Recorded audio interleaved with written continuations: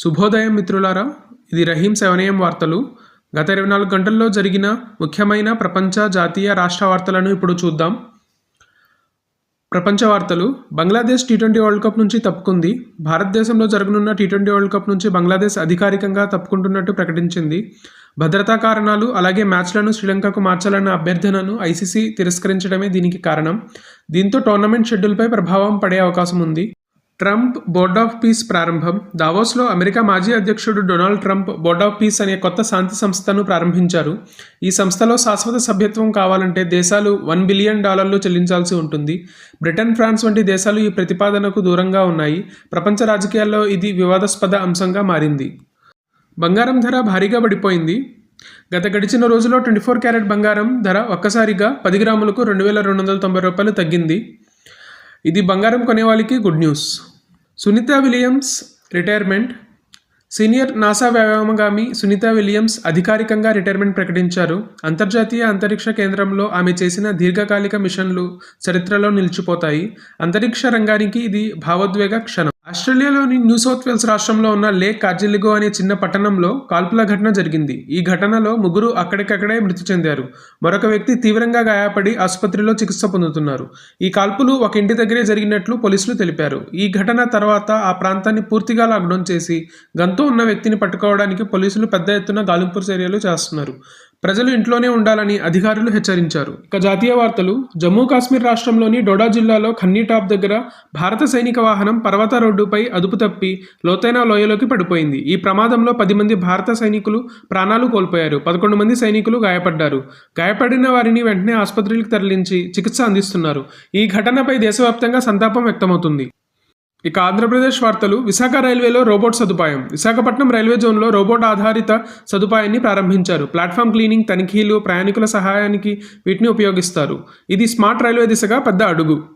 పిల్లల కోసం social media నిషేధంపై AP ప్రభుత్వం ఆలోచన. 16 ఏళ్లలోపు పిల్లలకు సోషల్ మీడియా పరిమితులు విధించాలనే ఆలోచనలో ఏపీ ప్రభుత్వం ఉంది. పిల్లలు మానసిక ఆరోగ్యం, వ్యసనాల నివారణే ప్రధాన లక్ష్యం. తల్లిదండ్రుల నుంచి దీనికి మద్దతు లభిస్తుంది.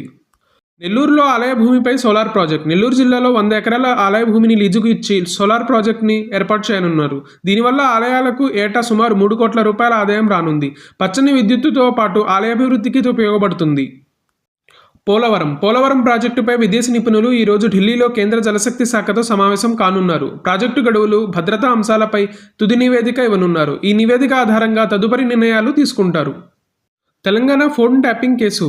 సిట్ విచారణ ఇప్పుడు కీలక దశకు చేరుకుంది. ఈ కేసులో బీఆర్ఎస్ వర్కింగ్ ప్రెసిడెంట్ కేటీఆర్ను విచారణకు హాజరు కావాలని సిట్ నోటీసులు జారీ చేసినట్లు సమాచారం. ఇప్పటికే పలువురు మాజీ ఉన్నతాధికారులు, టెక్నికల్ టీంను విచారించిన సిట్ ఇప్పుడు రాజకీయ స్థాయిలో విచారణకు అడుగులు వేస్తుంది. మేడారం జాతర ఏర్పాట్లు ప్రారంభం. ప్రపంచ ప్రసిద్ధి చెందిన మేడారం జాతరకు ఏర్పాట్లు ప్రారంభమయ్యాయి. భద్రత, రవాణా, మౌలిక వసతులపై అధికారులు దృష్టి పెట్టారు. లక్షలాది భక్తులు హాజరయ్యే అవకాశం ఉంది. దావోస్లో రేవంత్ రెడ్డి, నారా లోకేష్ భేటీ. దావోస్లో తెలంగాణ సీఎం రేవంత్ రెడ్డి, ఏపీ మంత్రి నారా లోకేష్ భేటీ అయ్యారు. ఒకరినొకరు సాలువాలతో సత్కరించారు. పోటీ పెట్టుబడుల కోసమే, రాష్ట్రాల అభివృద్ధి కోసం కలిసి పనిచేస్తాం అని వారు తెలిపారు. ఈ భేటీ తెలుగు రాజకీయాల్లో హాట్ టాపిక్గా మారింది. ఏపీ తెలంగాణకు వర్ష హెచ్చరిక. ఈ రోజు నుంచి ఏపీ తెలంగాణలోని కొన్ని ప్రాంతాల్లో వర్షాలు పెరిగే అవకాశం ఉందని వాతావరణ శాఖ హెచ్చరించింది. ఈదురుగాలులు, పిడుగులు పడే అవకాశం ఉండటంతో ప్రజలు అప్రమత్తంగా ఉండాలని సూచించింది. కర్ణాటక వార్తలు. కర్ణాటకలో గవర్నర్ థావర్చంద్ గెహ్లాట్ అసెంబ్లీ సమావేశంలో ప్రభుత్వం సిద్ధం చేసిన ప్రసంగాన్ని పూర్తిగా చదవకుండా 2 లైన్లు మాత్రమే చదివి సభ నుంచి బయటకు వెళ్లిపోయారు. దీంతో అసెంబ్లీలో ఉన్న ప్రభుత్వ సభ్యులు తీవ్రంగా అభ్యంతరం వ్యక్తం చేశారు. ఈ ఘటన తర్వాత గవర్నర్, రాష్ట్ర ప్రభుత్వం మధ్య రాజ్యాంగ వివాదం మొదలైంది. ఈ విషయం ప్రస్తుతం కర్ణాటక రాజకీయాల్లో పెద్ద చర్చగా మారింది.